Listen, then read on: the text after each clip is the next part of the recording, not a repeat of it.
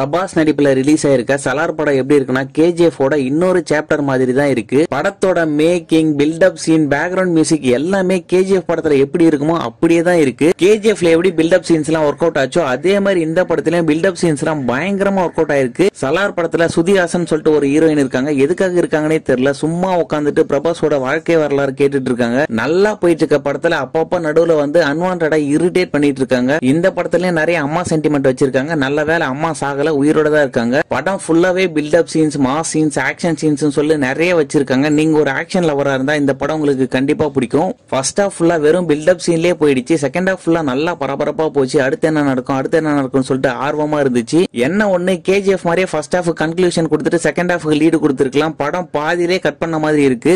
ஏற்கனவே சொன்ன மாதிரி நீங்க ஒரு ஆக்ஷன் லவரா இருந்தீங்கன்னா இந்த படம் உங்களுக்கு கண்டிப்பா பிடிக்கும். என்ன ஒண்ணு பிரபாஸுக்கு பதிலா யாஷ் நடிச்சிருந்தா இன்னும் இந்த படம் வேற லெவல்ல இருந்திருக்குன்னு நினைச்சீங்கன்னா இந்த வீடியோக்கு ஒரு லைக் போட்டு விட்டுருங்க.